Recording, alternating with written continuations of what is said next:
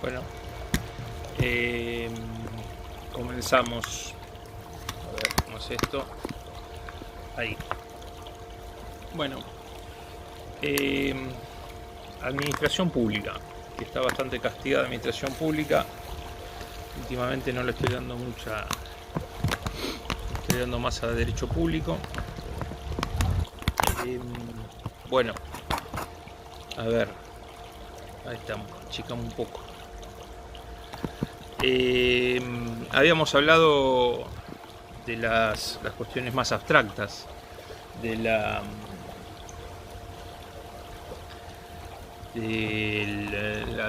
los orígenes del Estado, porque es una organización jurídica, política, más que nada política, todo el proceso constituyente, de sus orígenes contractualistas sociales. Y ahora después hicimos todo un desarrollo de la teoría del Estado, explicamos el problema de la identidad, que todo eso, a la hora de querer encontrar alguna respuesta por qué las cosas no funcionan de manera tan aceitada, por ahí buceando en esos orígenes que determinan la cultura de una organización como es el Estado, también de un pueblo. A veces hay que tenerlas en cuenta, ¿no? Teniendo en cuenta esas tradiciones, esas 9 tradiciones internacionales o mundiales de la administración pública. La nuestra, que arrastra esta cuestión hispano-católica, nuestra cultura hispano-católica, que a veces renegamos de ella, pero bueno, si lo aceptáramos y avanzáramos, tal vez las cosas serían más provechosas. Bueno, entonces ya explicamos qué es el Estado, para qué está el Estado. No me gusta abundar en historias, pero el Estado, que tiene un objetivo como toda organización, y es el bienestar general, el bien común. Esta concepción del bien común y el bienestar general también es variable, ¿no? Es muy voluble, va cambiando. No es lo mismo lo que se entendía como el bienestar general en 1850 que lo que entendemos hoy por bienestar general. Hoy vivimos una situación de pandemia y sería muy difícil de llevarla adelante si no tuviéramos el acceso a las tecnologías de la informática y de la comunicación, por ejemplo. Entonces hoy el bienestar general sería que todos pudieran acceder para que no quedaran argentinos de un lado y del otro de lo que sería una brecha digital. Entonces hay determinadas cuestiones que en algún momento fueron lujos, hoy son necesidades, y que el Estado trabaja para proveerlas. Entonces no eran las mismas necesidades en los comienzos del Estado. ¿Qué era lo que se buscaba? ¿Cuál era la necesidad? ¿No? ¿Por qué surge el Estado? ¿Qué necesidad? Bueno, era la de cortar vínculos con una forma de gobierno autocrática, personalizada, arbitraria. Y entonces esta idea del contrato social era un consenso que aceptara el ejercicio del poder por parte de un nuevo soberano, ¿no? Que es el Estado, y que bueno, ¿por qué luchaba este Estado? Por garantizar y asegurar el bienestar general, el bien común. ¿Y cómo lo iba a hacer? ¿Qué era la primer conquista que tenía el Estado? Bueno, era la libertad, ¿no? Devolverle la libertad al hombre, la libertad que poseía en su estado de naturaleza y que se la había apropiado de manera indebida una persona, un monarca, un califa, digamos, alguna organización no democrática, una persona más que organización, o un conjunto de personas que de manera autorreferencial justificaban la legitimidad de su poder. Entonces, bueno, ¿qué era lo primero que se cobraba? La libertad, la propiedad también, que las personas pudieran ser propietarias, porque antes todo dependía del monarca, ¿no? Todo podía ser confiscado, los impuestos eran detracciones de riqueza de los particulares hacia favor del monarca, del soberano, sin ninguna otra justificación más que la necesidad manifestada, más que manifiesta, por parte del monarca de recaudar más, para hacer lo que él quería. Tal vez más o menos justo, pero bueno. Entonces, si nosotros nos quedamos con esa primera visión del Estado, podemos decir que ese es un Estado de corte clásico, que asegura la libertad, la igualdad, y que por supuesto toma algunas premisas organizativas, como la unión aduanera, tener un ejército, un solo ejército, una autoridad monetaria única en todo el territorio. Pero respecto de las personas es reconocer y tener la capacidad como para asegurar los beneficios de la libertad. Ahora, esto entre los particulares llevaba a determinadas anomalías. Permiso. El Snoopy que me acompaña. Entonces, el Estado tiene una evolución importante a través de los tiempos. Y vamos a ver ahora con esta crisis de nivel mundial, hacia dónde salen disparados los estados, ¿no? ¿Cuál es el cambio? Seguramente después de esta pandemia no va a ser todo igual. No va a ser todo igual. No digo va a ser todo distinto, pero todo igual seguramente no va a ser respecto del rol del Estado. Entonces el Estado en sus comienzos se dedicaba a asegurar esto, la igualdad. Tratando de que a través de la igualdad se llegara al bienestar general. Ahora, ¿qué es lo que sucedía? ¿Qué es lo que sucedió? Lo que sucedió es que esa libertad a secas generaba la libertad de que las personas fueran todas libres para tener acuerdos entre sí, tomados con absoluta libertad, pero que en el fondo terminaban siendo absolutamente, no sé si absolutamente, pero marcadamente injustos, o posiblemente injustos. ¿Y esto dónde lo vemos? Bueno, la posibilidad de la explotación del hombre por el hombre, ¿no? La acumulación de capital, la explotación del hombre por el capital también. Y entonces la libertad absoluta se transforma en la libertad del zorro libre de comerse libremente a las gallinas que son libres.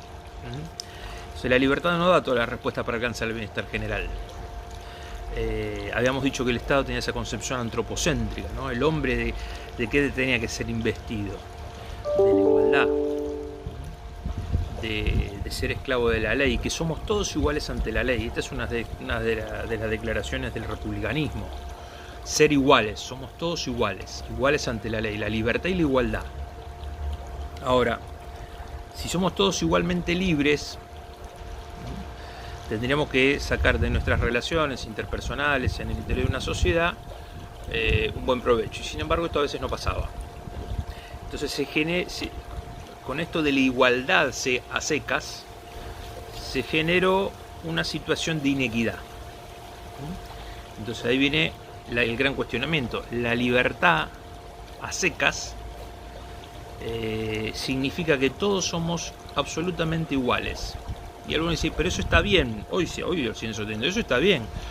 Y no, porque si alguno de ustedes nació en un hogar más privilegiado que el otro, o si la naturaleza, o tal vez el esfuerzo también de ustedes les permitió tener un desarrollo intelectual, mental superior a otros, o ser más fornidos que los demás, o pertenecer a una raza, somos todos iguales, pero ahí terminamos viendo que no somos todos tan iguales, o como en la rebelión de la granja lo escribían los chanchitos, somos todos iguales, y alguna vez uno de los cerditos borró y puso, pero unos somos más iguales que otros. Entonces la situación esta de la desigualdad, de la inequidad en realidad, permitía que alguien en nombre de la libertad pactara con otro. Son dos hombres libres, iguales teóricamente, pero en los acuerdos hay una posición dominante. Entonces uno tenía la libertad de contratar en condiciones casi de esclavitud a un hombre que era libre, y que tenía la libertad de firmar con este que era poderoso prácticamente su condena a pasar una vida mala, sin que el Estado pudiera hacer otra cosa, porque el Estado lo que aseguraba era la libertad y la igualdad.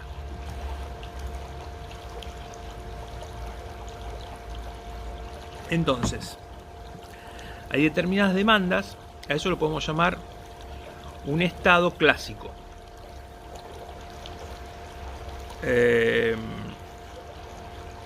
Con la vista puesta en la persona, el antropocentrismo. Pero resulta que las personas entre sí a veces se sacaban ventajas. Suponíamos que todos partíamos de un estado de la naturaleza parejo, pero no es así. Hay un énfasis importante por cuidar la propiedad, tanto como la libertad y la igualdad, la propiedad privada, ¿no? La no confiscatoriedad de la propiedad privada, garantizada por el Estado, Evidentemente nos estamos refiriendo a estados de Occidente, todos impregnados de alguna ideología liberal. Pasa que frente al desarrollo de estos estados que prometían la panacea, el paraíso para las personas, terminó siendo el garante de las situaciones de la inequidad. Y entendemos la equidad como la igualdad de oportunidades ante iguales, ¿no? O el trato igual de los iguales, no el trato igual de los desiguales. Bueno, esa es la libertad seca. Para mí son todos iguales. Sí, pero este es más poderoso que el otro. Entonces tiene la posibilidad de condicionarlo y determinarlo a la hora de firmar un contrato de trabajo, por ejemplo. Entonces no son iguales en su libertad. Uno está más condicionado y uno se puede aprovechar sobre el otro.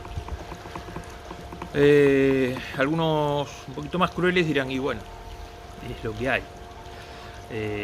Se aprovechan algunas personas sobre los demás. Y entonces había el énfasis del Estado en cubrir las libertades de las personas. No miraban a los colectivos que pueden estar perjudicados. Los pobres, por ejemplo, los trabajadores, su colectivo de trabajadores. Imagínense ustedes, son 20 y tantos de alumnos.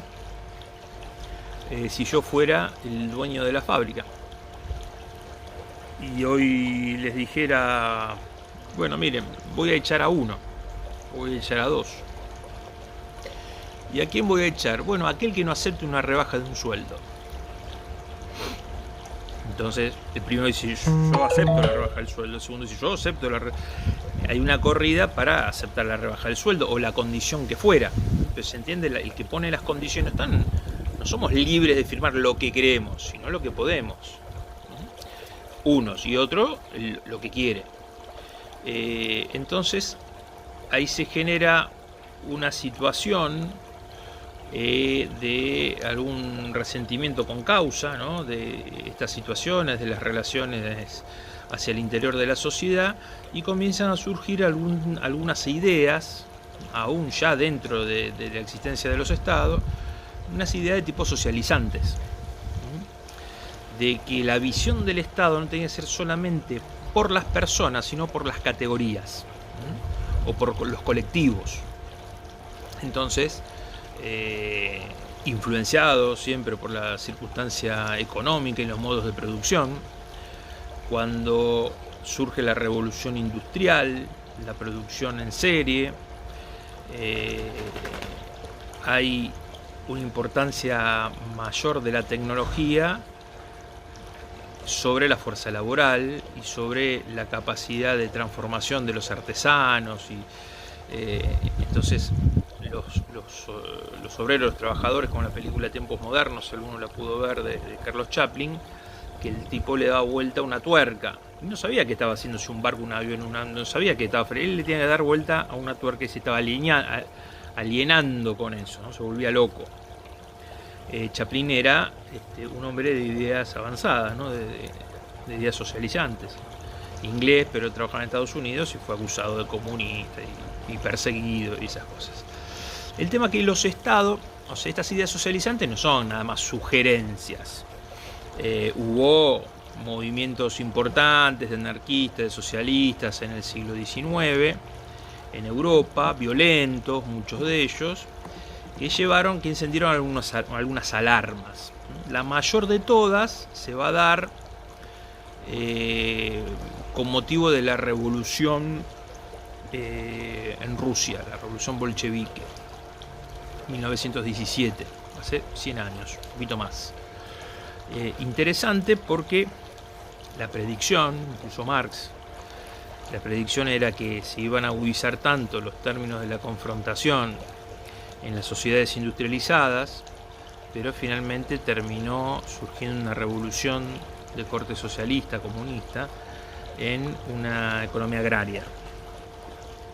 Digamos, los líderes de la revolución habían estudiado en Europa, querían llevar las ideas marxistas, hubo una situación muy especial respecto ahí, no había un Estado de derecho, sino lo que había era el zarismo, que es una de las formas autocráticas de gobierno. Pero lo cierto es que ahí se da la primera revolución, en 1917, y el Estado los estados comienzan a reformularse a sí mismos, ya no empiezan a mirar solamente al hombre, sino que empiezan a hablar a los colectivos. Y ahí podemos decir que hay una segunda etapa de los estados, grosso modo, que es lo que se conoce como el Estado social. Algunos lo llaman Estado social de derecho, Estado social. ¿Qué es el Estado social? Bueno, ya cuando había un conflicto en un modelo clásico de Estado, un conflicto entre dos personas, se resolvía entre las dos personas.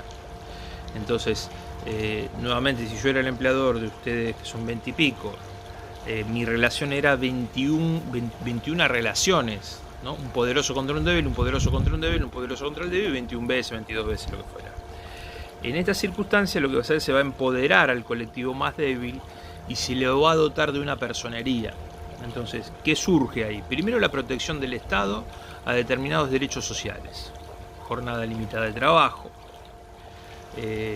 sueldo anual complementario, vacaciones pagas, jubilación, todas esas cuestiones que no existían y le dan algo de seguridad social, ¿no? Una seguridad cuando ya no pueda más, cuando ya no pueda trabajar, cuando no tenga más aliento para trabajar. ¿De qué iban a vivir los empleados? Entonces, es interesante, hay algunos antecedentes, pero el Estado se reconvierte a un Estado social, con una fuerte participación. No solamente asegurando el bienestar social, sino dotando a estos sectores más desfavorecidos de una personería. ¿Qué quiere decir una personería? Bueno, hay derecho de agremiarse, los sindicatos. Entonces ya la discusión no va a ser mía con uno con cada uno de ustedes en 21 oportunidades, sino va a haber una paridad, de ahí vienen las paritarias, el empleador y los empleados. Entre ustedes van a elegir un delegado y mi relación con ese delegado es mi relación con los 21. Si yo digo voy a echar a uno, los otros 20 pueden hacer un paro. Y van a decir, bueno, explíqueme las razones de por qué usted va a echar a una persona. Si usted arbitrariamente echó a una persona, paramos todos en solidaridad. Entonces ahí la discusión se emparejaba, ya no había una posición dominante, sino lo que se trataba era de equilibrar. Y el Estado ahí sufre una transformación importante, es una reforma que ya no le hace a las personas, a los monarcas, sino es una propia reforma, es una reforma que hace del Estado. Y esa es una verdadera reforma del Estado. ¿Qué significa? Que varía las capacidades estatales. ¿Varía el objetivo? No. Quiere alcanzar el bienestar general, el bien común, pero dice, con lo que yo tenía hasta ahora no alcanza. ¿Por qué? Los usos tecnológicos, el modo de producción que condiciona el modo de vida, la sociedad económica que condiciona la sociedad civil, ahora iba a estar dando alguna señal para que el Estado, si quería alcanzar el bienestar general, el bien común, no lo podía hacer como lo venía haciendo hasta ahora. Entonces tiene que crear nuevas capacidades. Entre ellas el poder de policía, ¿no? El de poder vigilar cuáles son las condiciones de trabajo y otorgar la seguridad social. Bueno.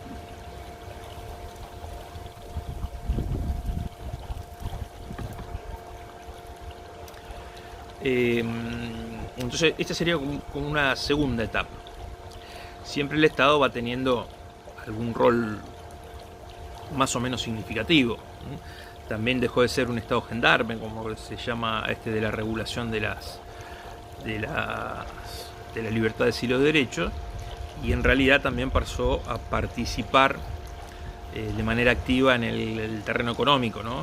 Empezó a ser un Estado empresario, a veces empujado por las circunstancias. En los países centrales, estamos hablando de lo que se llama el siglo corto para Eric Hobsbawm, ¿no? La época de las guerras, de la Primera Guerra, la entreguerra y la Segunda Guerra Mundial, y digamos hasta el año 50, extendido y un poco más también, donde el Estado tuvo un rol fundamental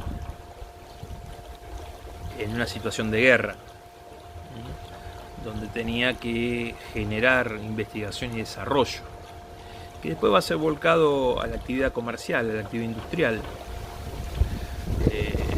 hallazgos tecnológicos, la soldadura autógena, la desarrollan la marina alemana para fabricar sus barcos, que le sacan los remaches. Los remaches son esos remaches que se ponen y pesaban muchísimo, y no era muy seguro respecto de inhibirlos de la penetración del agua, y lo hacen con soldadura autógena, y eso lo que logra es que los barcos sean mucho más livianos. Eso se llamaba los acorazados de bolsillo, además se podían reducir en tamaño. Los aviones a autopropulsión, con los jets, ¿no?, que se conocen, el avión Messerschmitt, la Fuerza Aérea Alemana, mucho desarrollo de la industria petroquímica, el tema de gases, el tema de un montón de cosas, el desarrollo de vacunas, bueno, por supuesto el tema armamentístico, el desarrollo de estos cohetes teledirigidos como creo que eran los B-52, ¿no?, que se mandaban desde Alemania hasta Londres, y que después quienes desarrollaron esa tecnología terminada la guerra fueron a Estados Unidos, y fueron los que comenzaron, creo que era Brown, a desarrollar lo que eran las actividades aeroespaciales, ¿no?, el cohete que llega a la Luna en el 69. Bueno, entonces los estados van cambiando, ¿no? Los estados van cambiando su rol, su protagonismo. Y esto es así, o sea, hay mucha participación estatal. Hay un autor, Adam Peroszewski, que dice hay un trade-off entre más Estado, menos mercado. Cuanto hay más Estado, hay menos mercado. Cuanto hay más mercado, menos Estado. Se repliega el Estado y deja avanzar al mercado. Por lo general es así, se tienen que ir complementando. En estos días y en el mundo vamos a ver que el Estado va a empezar a actuar más respecto al mercado, porque el mercado hay cuestiones que no va a poder responder. Bueno, el tema es que los estados de este modo, en esta segunda generación, en esta idea de estado social, van a llegar hasta la década de los 70. A toda esta cuestión de la guerra en los países centrales, la periferia implementa modelo de sustitución de importaciones. Ustedes lo habrán visto en historia económica argentina, la idea del desarrollismo. Bueno, en los países centrales la idea del welfare state, en los países de la periferia el desarrollismo, ¿no? Y cómo sustituir importaciones, y cómo crear empresas que no había, cómo desarrollar la industria pesada. Y en esto siempre, ¿no?, la expansión y la promoción por lado del Estado, ¿no? El Estado tenía que asegurarse que para que pudieran fabricarse heladera, plancha, lo que fuera, se necesitaba producir el acero, yacimientos del carbón, yacimientos petrolíferos, desarrollar esa industria de base, o la industria pesada que se dice. Entonces la creación de los altos hornos, de Somisa, en fin, el desarrollo petroquímico.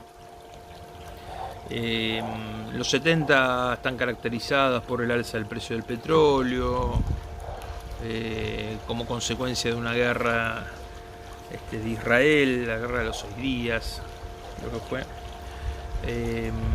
Los países petroleros, la mayoría árabes, se unen y forman la OPEP.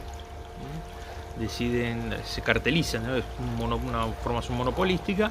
Suben los precios, al subir los precios hay un encarecimiento del dinero, surge el problema de las deudas externas en los países latinoamericanos, el nuestro por ejemplo.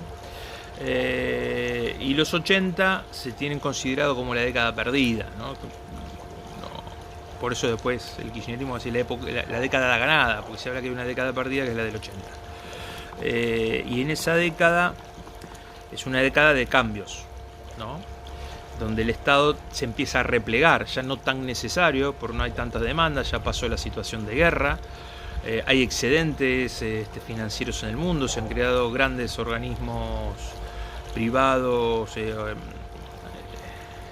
inversores institucionales, ¿no?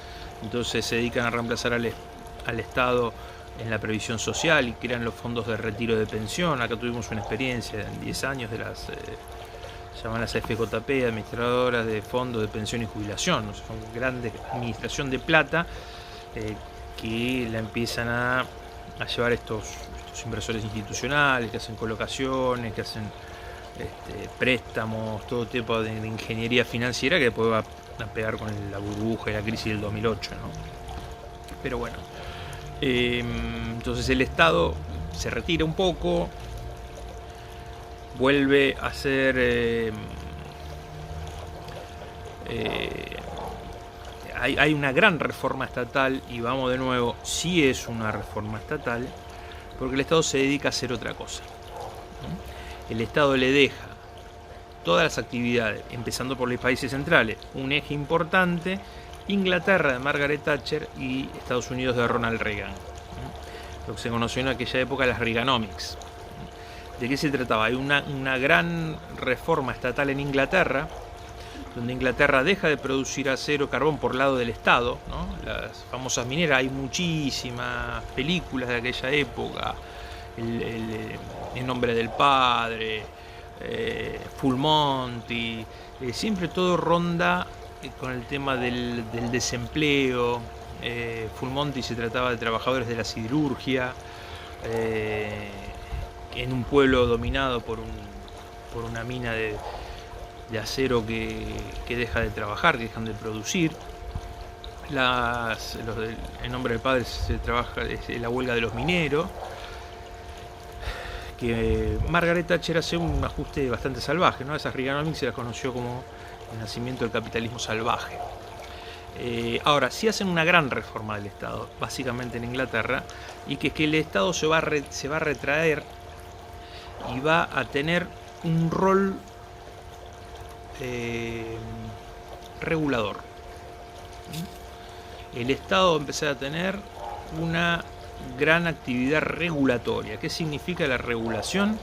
Poner reglas, dejarlo al mercado, pero poner determinadas reglas. Por ejemplo, la prohibición de monopolios.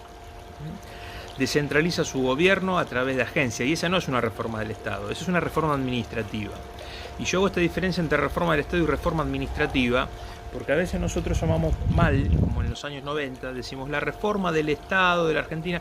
A veces no es una reforma del Estado, sino es una reforma administrativa, es una reforma de la administración. Antes producía educación y salud la nación, y después se lo pasa a las provincias. El Estado sigue haciendo lo mismo que hacía antes. Hay una reforma del Estado cuando el Estado propone cambiar su rol, ¿no? Es una verdadera reforma del Estado cuando empieza a ocuparse de las cuestiones sociales. Es una gran reforma cuando el Estado dice: dejo de acá mi rol empresario, se lo dejo a los particulares, pero mi rol ahora va a ser un rol regulador. Rol regulador significa poner muchas condiciones.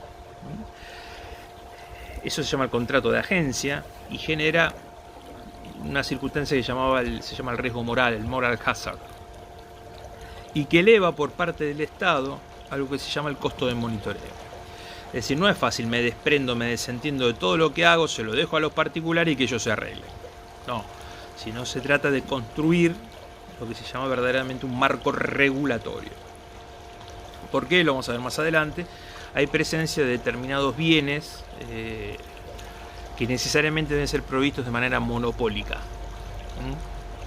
Y ustedes, como muy bien saben, el monopolista pone el precio, pone la cantidad, entonces tiene que haber una cantidad de regulaciones que aseguren que el Estado pueda controlar. Lo pueda controlar. Bueno, entonces esta es una nueva visión, ¿no? El Estado se retira para tener una función más regulatoria. Y respecto, eso visto hacia sí mismo, y respecto de la ciudadanía, en un principio garantizaba la igualdad y la libertad, después garantizaba determinados derechos sociales, no solamente los del trabajo, sino el acceso a una vivienda digna. Y en eso Argentina es bastante precursora, ¿no? Ya en 1922 no fue el gobierno, sino fue la Corte Suprema a través del caso Ercolano con Lantieri de Ranjó, que declara a la vivienda como una función social. La reforma constitucional va en 1957, ¿no? Entonces alguno dice 40 años después de que comenzaron la reforma. Sí, formalmente en la Constitución, pero el caso Ercolano con Lantieri era un tema de alquileres, ¿no? Crecía mucho el precio del alquiler, 1922, periodo de entreguerras, gran proceso inmigratorio a la Argentina, el valor de las viviendas, el valor del alquiler de las viviendas se fue por las nubes. Entonces, en esa circunstancia había un amparista, en ese momento no existía el amparo, pero que se quejaba por la situación de los precios. Y la Corte Suprema de Justicia interviene y dice que hay una función social en la propiedad, entonces que el dueño podía ganar los alquileres, pero no se podía abusar de una situación, porque tenía que tener una renta razonable. Con un fallo en disidencia fue el Bermejo, que dice, bueno, ¿qué pasaría si los precios bajaran en vez de subir? El Estado intervendría para pagar una especie de Milei adelantado en aquella época, en 1922. En realidad no tan adelantado, porque esa era la posición imperante, ¿no? Extrema, más que un liberalismo, un librecambismo, ¿no? Todo es moneda, todo es posible en la transacción de los mercados. Pero bueno, ¿qué asegura el Estado hoy? Y esto es interesante que nosotros veamos lo siguiente respecto de los ciudadanos. ¿Y por qué? Porque si alguno de ustedes llega a la gerencia pública, ¿para qué está el Estado? Para llevar el bien común de la ciudadanía. No está para decir soy un Estado eficiente, gasto más, gasto menos. Gasto mucho y la gente está mal y tenemos un problema enorme. Gasto poco y la gente está bien, soy un fenómeno. Gasto poco, la gente está mal, tendría que ajustar. Gasto mucho y la gente está bien. Si hay que decir, se puede ser un poquito más eficiente, aunque seas eficaz. Bueno, entonces, respecto de la ciudadanía, ¿no? Que si decíamos que el Estado es antropocéntrico, existe para llevarle bienestar a las personas. Entonces, en primero, garantizaba determinados derechos inexistentes en la época de la monarquía, la libertad, la igualdad. Luego fue abriendo a la Carta de los Derechos Sociales, ¿no? Igualdad en el trabajo, seguridad social para una jubilación, asistencia sanitaria por parte del Estado, imagínense en estos días. La idea de la vivienda, ¿no? La propiedad, la vivienda digna, la propiedad con función social. La propiedad tiene una función social. Y estamos hablando de dos particulares: el inquilino, locatario y locador y locatario. Se nos fue la pelota. Congelado. Bueno, ¿sobre quién va a expandir? Entonces vemos, primero sobre el individuo, luego sobre grupos, y los derechos, llamémoslo colectivos, los abogados lo llaman a otra cosa, derecho colectivo, pero es el colectivo de los trabajadores. Cuando yo tengo un problema, cuando hay un problema entre dos personas, lo tienen que resolver esas dos personas, porque los titulares de derechos eran dos personas. Después había un grupo de personas, como pueden ser los trabajadores, y un empresario. Se lo va, ahí hay derechos sociales, o sea, no es uno contra uno, porque lo que se busca es la equidad. Y el Estado, ya en los años 90, 80, en esas finales de la década perdida, comienza a empoderar al ciudadano. ¿Qué significa eso? A la ciudadanía más que al ciudadano. Porque hay derechos que son de todos. Entonces hay un problema, dice, sí, es de todos, pero no es de nadie. ¿Quién lo defiende? ¿Y a qué derechos me estoy refiriendo? A los derechos de incidencia colectiva o difusos. ¿Por qué difusos? Bueno, porque el primero, los derechos son de las personas, cuando comienza el Estado. La libertad y la igualdad, ¿de quién? De las personas. Los derechos sociales, ¿de quién? De determinados colectivos rezagados o en riesgo, ¿no? Los trabajadores. Ahora, hay derechos que no, esos son de todo y no es de nada, entonces son difusos los títulos. La titularidad es difusa, es de todos. Por ejemplo, el derecho al medio ambiente. el derecho al medio ambiente sano, equilibrado. Y en un momento cuando se lo planteaba en la década de los 80, 90, decían, pero eso es anata. Bueno, nosotros hoy sabemos que hay un desarrollo importante de la economía circular, ¿no? Es la basura que yo estoy... Antes era el tratamiento, ¿no? La separación, el desarrollo sustentable. Hoy ya es qué hago con la basura que yo mismo genero. ¿Cómo la puedo incorporar a mí? ¿Cómo lo puedo reciclar yo mismo? ¿No? Incorporarla, o sea, generar cero de basura. La huella del carbono, cosa que ustedes ya la tienen internalizada desde que nacieron. Los tipos somos más grandes. En un momento lo veíamos, qué estupidez esto de juntar la latita, cómo 3 cestos de distintos colores, ¿a qué juegan estos tipos? Pero ¿de quién es el titular de mi libertad? Yo.